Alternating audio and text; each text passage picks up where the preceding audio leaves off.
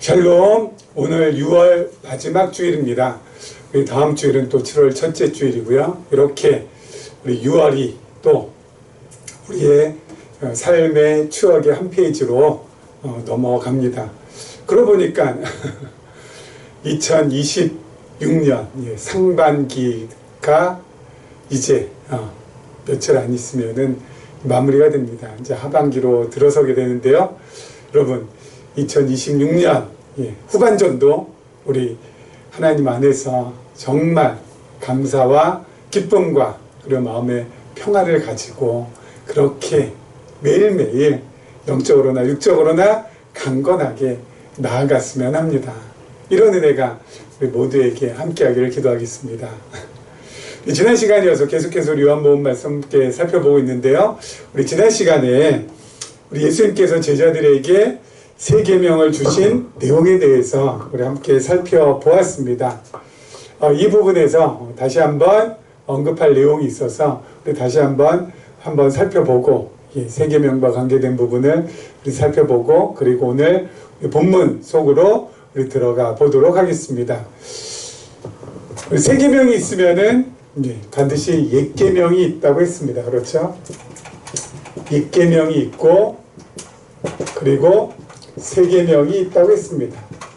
옛 계명은 레위기 19장 18절 맞나요? 예. 그리고 우리 세 계명은 지금 우리가 요한복음 13장 34절 이렇게 되어 있습니다. 여러분, 옛 계명과 새 계명 우리 지난 시간에 그 차이점에 대해서 말씀드렸지만은 여태까지 기독교 2000년 역사상 이 차이점이 드러난 것은 지금입니다. 그동안은 차이점이지 이게 뭔지 아무런 아이디어가 없었어요. 이거에 대해서 문제제기 하시는 분들이 거의 없었습니다. 어쩜 이럴 수가 있을까? 왜냐면요, 옛 계명이나 새 계명이 똑같이 뭐예요? 사랑하라는 말씀이잖아요. 그러니까 여기에서 굳이 사랑하라는 말씀인데 이웃 사랑하라는 거잖아요. 서로 사랑하고 이웃 사랑하고 여기에서 무슨 차이점이 있으며 이것은 그냥 같은 말씀이다 라고만 여겼죠. 그리고 앞에서 가르치는 교회 지도자의 입장에서도 크게 손해볼 게 없습니다. 왜요? 사랑하라. 여기도 사랑하라. 둘 다 뭐로 되어 있습니까? 명령형으로 되어 있잖아요. 그렇죠? 명령형으로 되어 있잖아요. 그리고 또 어때요? 계명이잖아요. 그러니까 앞에서 뭐 하기가 좋습니까? 가르치기 편합니다. 하나님께서 사랑하라고 하셨지 않냐? 사랑해라. 사랑해라. 내 이웃을 내 자신과 같이 사랑해라. 그리고 주님께서 우리를 사랑하셨듯이 사랑해라. 아무런 문제의식이 없었죠. 이 두 가지의 차이가 얼마나 큰 차이인지를 모르고 있었습니다. 답답하게도 갑갑하게도. 그렇죠? 근데 이게 이제서야 밝혀졌다는 거 아니겠습니까? 이게 진짜 얼마나 큰 하나님의 은혜인지, 이게 우리를 향하신 하나님의 사랑이 얼마나 큰지 그것을 꼭꼭 좀 기억해 주셨으면 좋겠다라는 것입니다. 그렇죠? 여러분, 사랑하라고 해서 그 명령 때문에 사랑한다면 그 사람은 진짜 사랑하는 것일까요? 왜 그런 의문은 그런 질문을 왜 안 하는지 모르겠어요. 시켜서 하는 사랑이 진짜 사랑이냐고요. 하라고 해서 하는 사랑이 진짜 사랑이냐고요. 여러분, 사랑이란 것이 외적인 동기에 의해서 사랑으로 이렇게 진행되어 나간다면 그건 사랑이 아니지 않습니까? 그것은 위선이고 그것은 진짜 가짜고 그건 가식이고 그건 가증스러운 거 아닌가요? 그렇지 않아요? 사랑이라는 것은 내 마음에서 진정으로 이렇게 우러나와서 진짜 내가 진짜 사랑해서 사랑해야 그게 사랑이지. 시켜서 하는 사랑, 하라고 해서 하는 사랑, 예? 그건 사랑이 아니지 않습니까? 예? 여러분, 남자와 여자가 만났을 때도 어때요? 누가 야, 너 쟤 좋아해야 돼, 너 쟤 사랑해야 돼, 누가 시켜서 그렇게 사랑합니까? 예? 인간과 인간과의 사랑도 어때요? 마음에 우러나와서 하는 게 진짜 사랑이잖아요. 근데 하나님께서 우리에게 사랑이라는 것을 가르쳐 주실 때 명령에 의해서, 법에 의해서 하게끔 하시겠냐고요. 네? 근데 그런 질문, 그런 의문은 왜 그렇게 품지 못해요? 네? 사랑하라고 해서, 시켜서, 억지로 하는 사랑. 그 사랑을 하는 사람도 힘들 것이고 받는 사람도 힘들 것이고 그런 생각을 왜 안 하냐고요. 그냥 무조건 덮어놓고 하라니까 사랑해 사랑해.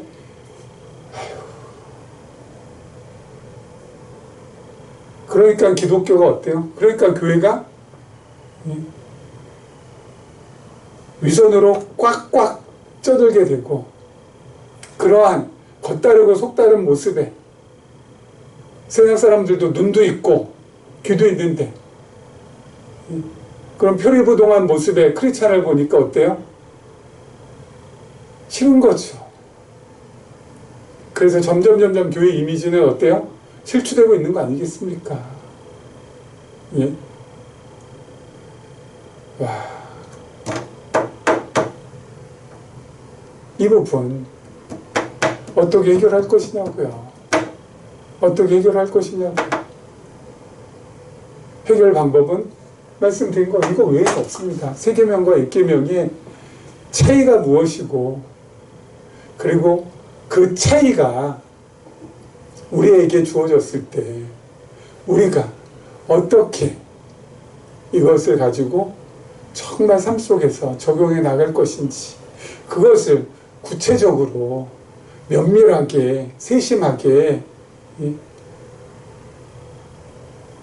가르쳐 드려야죠. 일계명은 뭐라고 했습니까? 다시 한번 일계명은 내 이웃을 내 몸과 같이 사랑하라. 이거 할 수 있다 없다? 할 수 없다고. 할 수 없으면은 뭐가 되는 겁니까? 죄인 되는 겁니다. 예? 죄인 되는 겁니다. 그럼 죄인은 어떡합니까? 성전으로 제물을 가지고 누구한테 가야 됩니까? 제사장에게 가야 되잖아요. 그래서 뭐 해야 돼요? 번제 드려야 돼요. 그 제물에다가 안수하면서 자신의 모든 죄를 제물의 머리에 손을 얹고 다 전가시킨 다음에 그 죄를 누가 뒤집어 쓰고요? 제물이 뒤집어 쓰고 어떻게 되는 겁니까? 죽임 당하는 겁니다. 왜요? 죄의 삭은 사망이기 때문에. 그리고 누가 깨끗함을 받는 겁니까? 죄인 된 사람. 뭐 못해서? 내 이웃 내 자신처럼 사랑하지 못해서 죄인 된 사람. 신약에서는 성전 제물 제사장 전부 다 누구라고 했습니까? 예수 그리스도. 예수 그리스도께서 우리의 죄를 전부 다 뒤집어 쓰시고 십자가에 달리셨잖아요. 그래서 어때요? 죽임 당하셨잖아요. 그 그리스도 앞으로, 그 십자가 앞으로 가야 된다고. 뭐 할 때마다 내 이웃 내 몸처럼 사랑하지 못한 나 자신을 발견할 때마다 그러면 그 십자가의 은혜가 예수 그리스도의 그 사랑이 내 안에 다가옵니까? 안 나옵니까? 다가오죠. 내 마음에 그 사랑이 담깁니까? 안 담깁니까? 담깁니다. 그 담긴 사랑을 가지고 우리는 어때요? 조금씩 이웃을 향해서 나갈 수 있고 이웃을 조금씩 사랑하게 된다고요. 수동태입니다. 능동태가 아니라. 왜요? 내가 사랑하는 게 아니라 누가 사랑하게끔 하는 거니까. 그리스도의 사랑이 나로 하여금 내 마음을 움직여서 자원에서 마음에서 우러나와서 진짜 찐으로 사랑하게끔 해주니까. 그래서 뭐예요? 새 계명을 우리 삶 속에서 이루어 갈 수 있게 된다고요. 그렇죠? 예수님께서 우리를 사랑한 것처럼 우리도 이웃을 사랑하게 된다고요. 100%는 아니지만 받은 은혜만큼, 받은 사랑만큼 조금이나마 그렇게 살아가게 된다고요. 여러분, 그러면 그렇게 사랑하며 사랑하면서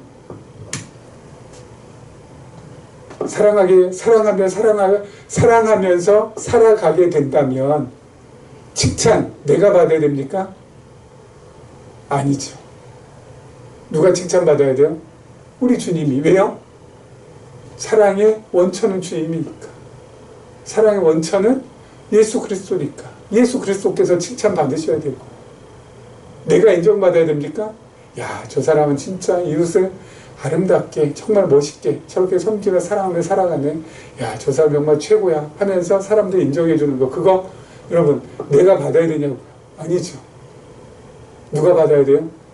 예수 그리스도. 그래서 내가 사랑하게 될 때마다 나는 어때요? 숨겨지고. 누가 드러나는 거예요? 예수 그리스도가 드러나는 거죠. 오직 그분만이 영광 받으실 분이시라. 내가 한 것이 아니라 그리스도께서 하신 것이라. 나는 가르쳐 주시고 그리스도만 드러나길 원합니다. 나는 쇠하여야겠고 그리스도는 흥하여야 됩니다. 여러분, 이렇게 고백할 때 놀라운 일이 생깁니다. 어떤 일이요? 삶에 참된 기쁨, 참된 행복이 찾아와요. 희한하죠? 예? 나 자신을 자랑하고 나 자신을 뽐내고, 야, 내가 이렇게 했다, 야, 내가 이런 식으로 내가 남을 사랑했어야, 어? 나 대단하지 않냐? 그래서 남들이 박수 쳐준다? 그 다음에 오는 게 뭔지 아세요? 참된 기쁨과 참된 행복? 아니요. 허전함, 허탈함, 허무함. 참 미안해요. 예? 나 스스로 나를 자랑했을 때는요, 허전함, 허탈함, 허무함이 찾아와요. 결국은 박수 소리 끊기는 거, 그거 어때요? 엄청 무서워합니다. 두려워합니다.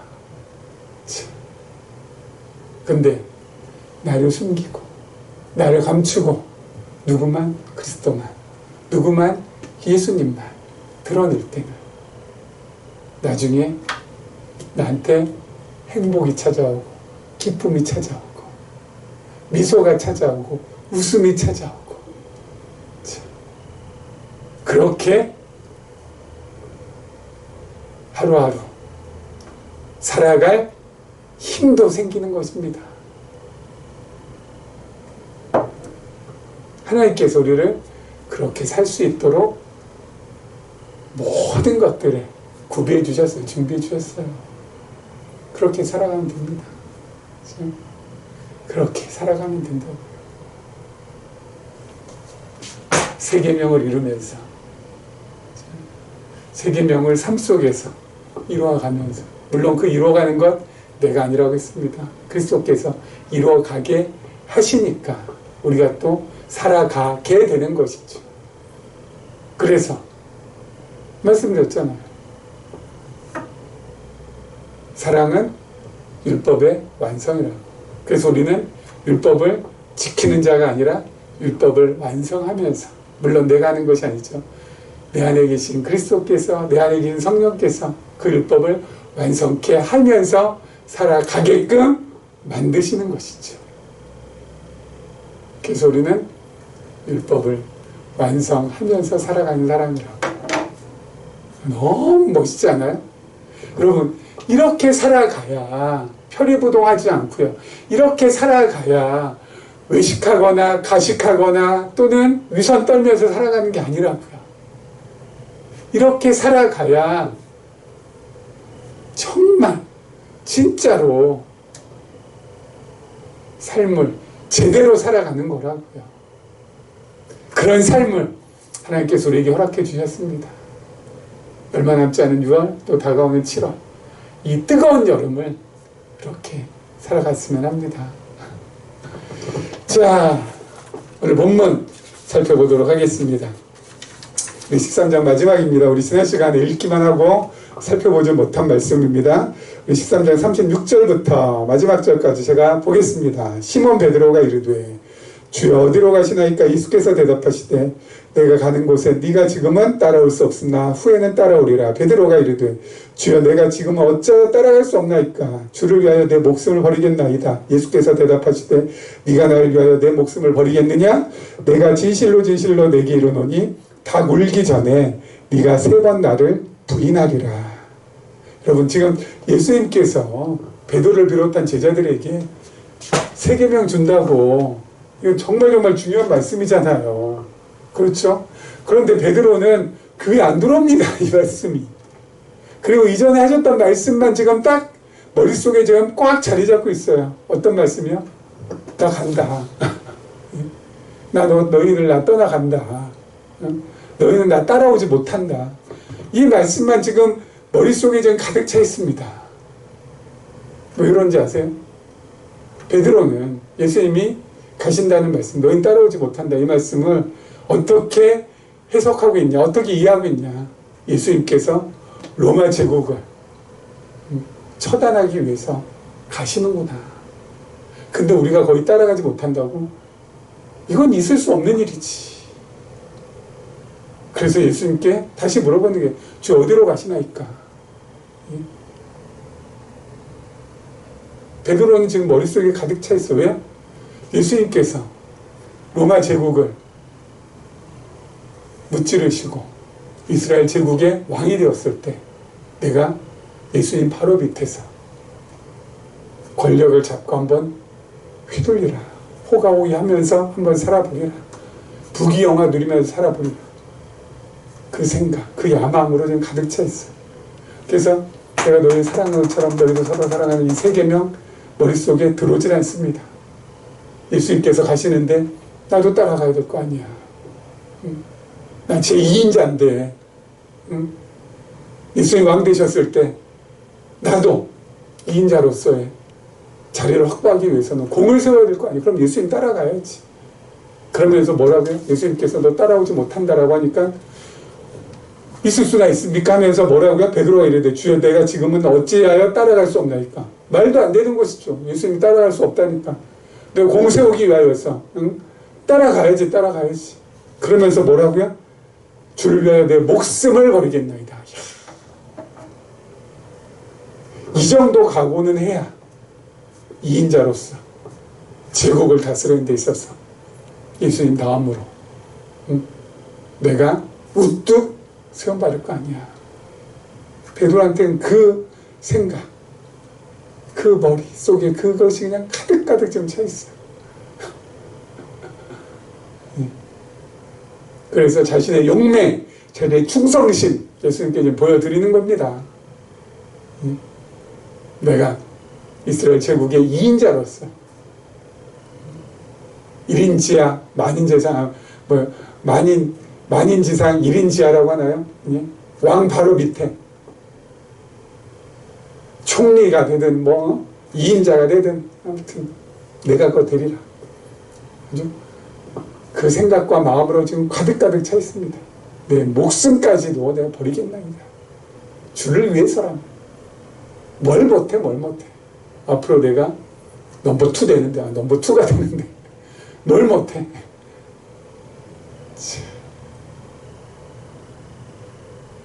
여러분, 우리도 베드로처럼 자기 열정에 목숨 바쳐서 내가 뭘 하리라. 불타오를 적이 있지 않습니까? 그거 왜 불타오르는지 아세요? 목숨까지 내가 버리면서 반드시 내가 이거 하리라, 따라가리라, 이루리라. 왜 그런지 아세요? 우리 마음속에 뭐가 지금 가득가득하기 때문에요. 욕망, 욕심 가득 차오를 때 어때요? 내 목숨 바친다. 이게 나오는 겁니다. 이야, 이게 나오는 거예요. 열정으로 불타오를 때 그때 조심하셔야 돼요. 예?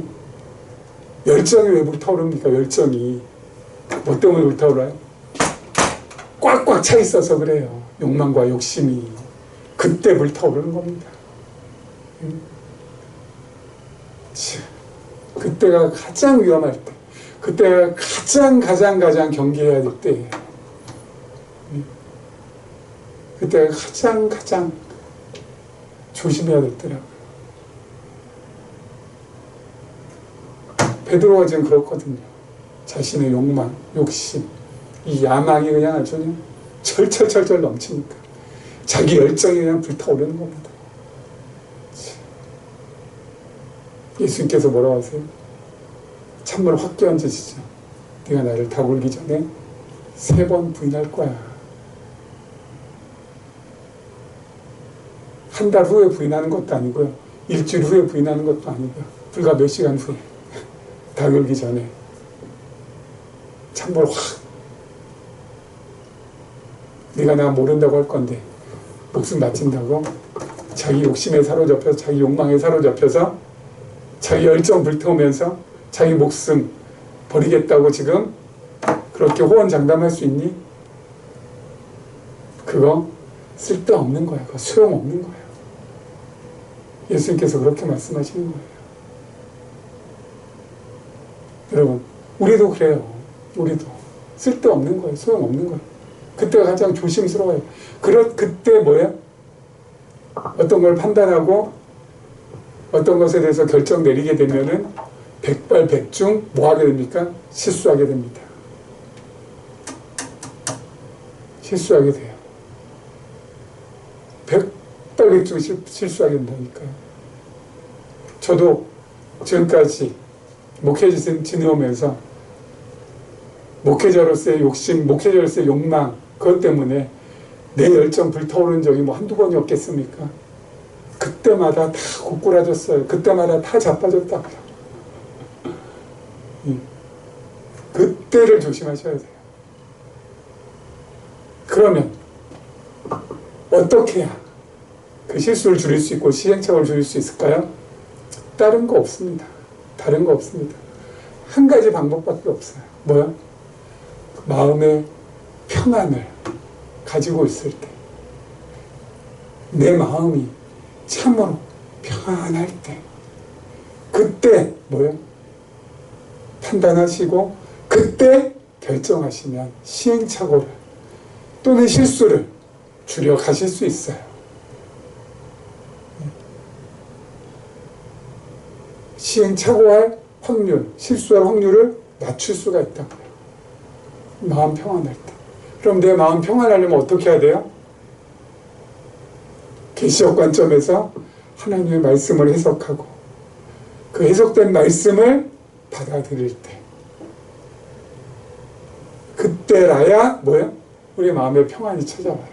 그러면 계시적 관점의 성경을 해석하면 해석할수록 정말 놀랍게도 하나님을 배우게 되거든요. 알아가게 되거든요. 깨닫게 되거든요.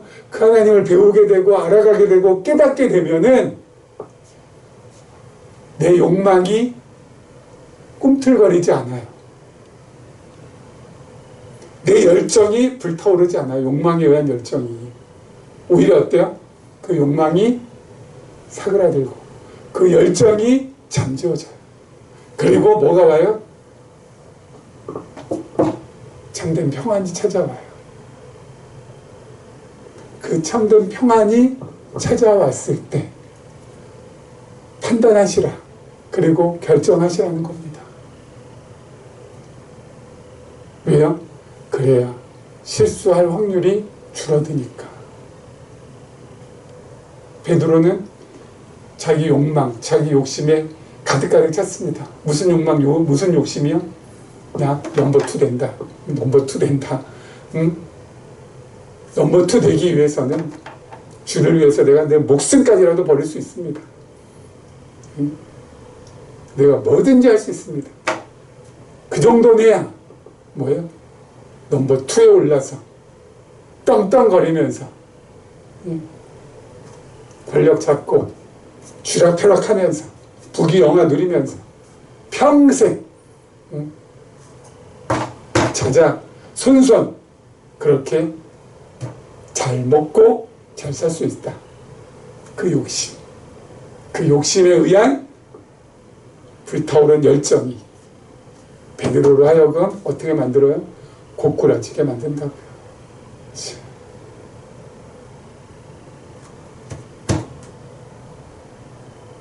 이제 더 이상 베드로가 갔던 길로 가지 않았으면 좋겠습니다. 그러려면 지금 말씀드린 대로 참된 마음의 평화 가지고 살아가면서 생각도 하시고 판단도 하시고 결정도 하셨으면 합니다. 자, 그 다음 절 보도록 하겠습니다. 드디어 14장입니다. 14장 요한복음 14장부터는 이제 장면이 좀 바뀝니다. 요한복음 크게 두 부분으로 되어 있다고 했었죠. 자, 또 한번 확인하면서 우리 14장 한번 보도록 할게요. 요한복음 크게 두 부분. 하늘 아버지께로 오신 예수.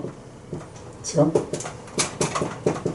하늘 아버지께로부터 오신 예수 해서 1장부터 11장까지. 그리고 두 번째는 하늘 아버지께로 가시는 예수 해서 12장부터 21장까지. 이 두 가지는 또 크게 두 부분으로 또 나눠진다고 했죠. 가시는 준비 어떻게 하시는지, 또 가시는 과정이 어떤지 해서 12장부터 16장까지, 17장부터 21장까지 이렇게 두 번으로 나눠지고요. 가시는 준비는 첫 번째는 제자들에게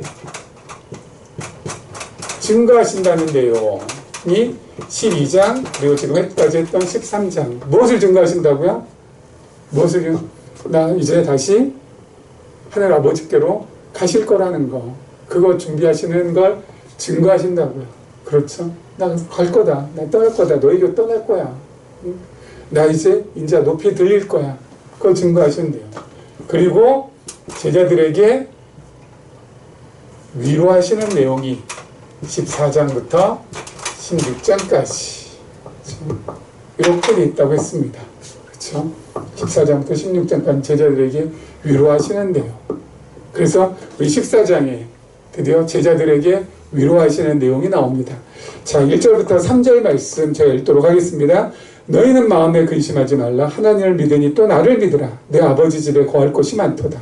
그렇지 않으면 너희에게 일러 쓰리라. 내가 너희를 위하여 거처를 예비하러 가노니 가서 너희를 위하여 거처를 예비하면 내가 다시 와서 너희를 내게로 영접하여 나 있는 곳에 너희도 있게 하리라. 자, 지금 제자들이 근심에 잠길 수밖에 없는 상황이 있습니다. 걱정할 수밖에 없는 상황. 세 가지고요. 예수님께서 가신다고 합니다. 떠나가신다고 합니다. 그리고 두 번째 뭐예요? 우리 동료 중에, 제자 중에 예수님 배신할 사람이 있다고 합니다. 그리고 마지막 세 번째, 아니 우리의 리더격인 베드로가 예수님을 3번 부인할 거라고 합니다. 그러니까 제자들에게 있어서는 어때요? 이거 근심이죠. 걱정이죠. 그야말로 충격으로 와닿지 않겠습니까? 예수님은 떠나가신다고 하지. 그리고 우리 중에는 배신자가 있다고 하지. 그리고 우리의 리더격인 베드로는 예수님 부인한다고 하지. 하니까 근심 쌓일 수밖에 없잖아요. 충격 받을 수밖에 없잖아요. 그때 예수님께서 제자들을 위로하시는 것입니다. 뭐라고요? 너희는 근심하지 말라고. 그러면서 뭐라고요? 근심하지 않을 수 있는 방법. 하나님을 믿으니 또 나를 믿으라고. 여러분, 근심이라는 것은 내가 아무리 몸부림치고 내가 아무리 발버둥 쳐도 지금 현재 나에게 처한 상황, 이 환경이 더 나아지지 않을 것이라고 여겨질 때 어때요? 근심이란 건 찾아오거든요. 제자들이 아무리 몸부림치고 아무리 발버둥 쳐도 예수님 떠나가시는 거, 우리 중에 배신자 한 명 있다는 거, 베드로가 3번 예수님 부인할 거라는 거, 이건 바뀌어집니까? 더 나아질 수 있습니까? 없습니다. 그러니까 어때요? 근심이 찾아오는 거거든요. 그렇지 않아요? 야, 내가 아무리 해봐도 안 돼. 야, 내가 이렇게까지 했는데도 안 되네. 그때 어때요? 무력감 느끼고 무능함 자신이 느낄 때 그때 뭐가 찾아와요? 근심이란 게 찾아오는 거거든요. 야, 나는 안 되나 보다. 그러면서.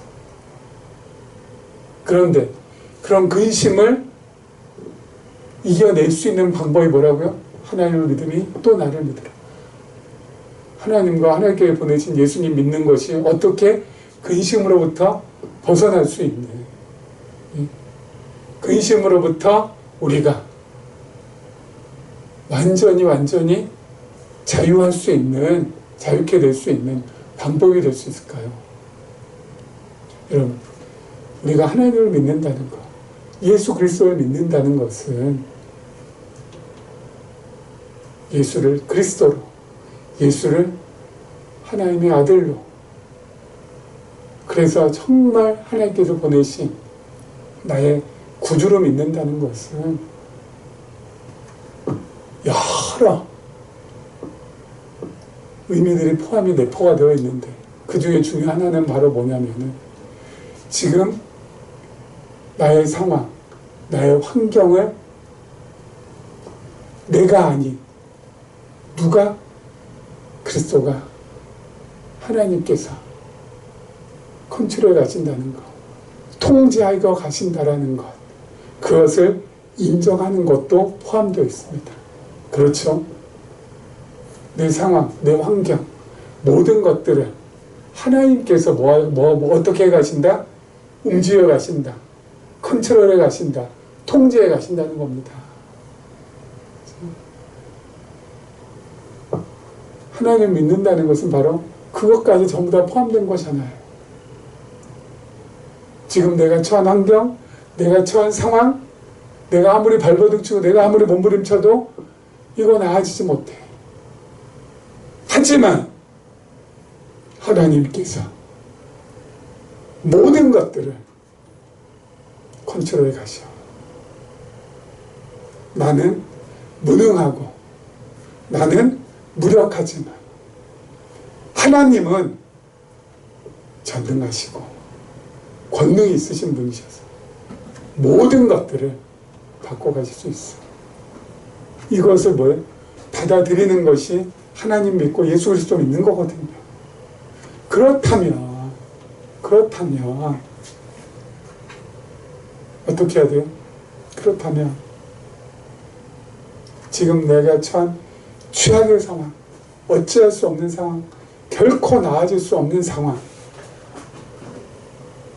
거기에서 나의 아무것도 아님을 절실하게 깨닫고 누구를? 그리스도를, 하나님을 바라보는 겁니다. 주여, 여기서 나를 죽이시려거든 내가 죽겠고 여기서 나를 살리시려거든 내가 살 수 있나이다.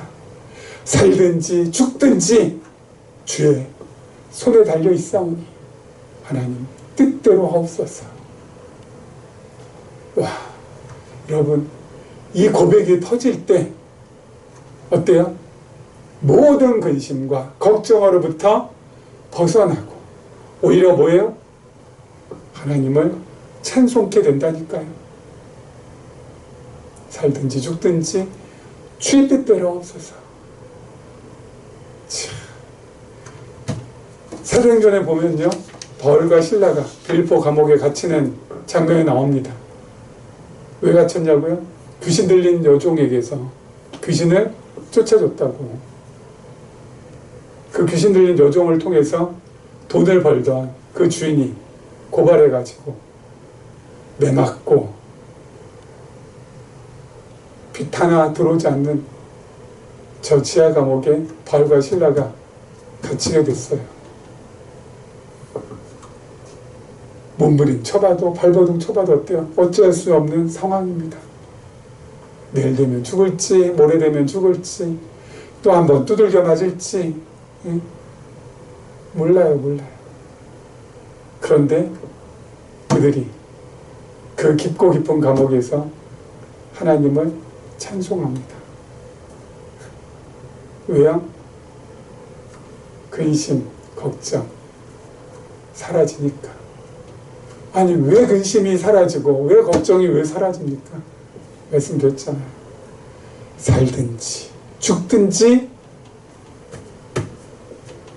내 마음대로 못합니다. 주의 뜻대로 없어서. 감옥에서 평생 썩어 죽게 하시다. 아니면 이 감옥에서 꺼내어 주시다. 그 모든 것은 주의 손에 달렸사오니 주의 뜻대로 없어서. 내 주여 뜻대로 행하시옵소서. 거기까지 어때요? 생각이 이르게 되니까 찬송이 나오는 거예요. 찬송이. 예?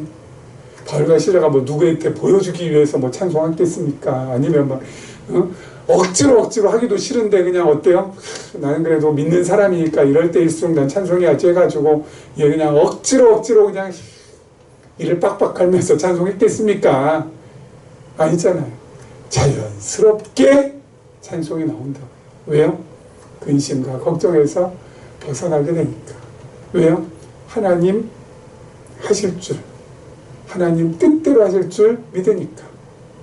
하나님을 믿고 하나님께서 보내주신 예수 그리스도를 믿으니까 근심에서 벗어나게 된다고요. 그래서 근심하지 않게 된다고요.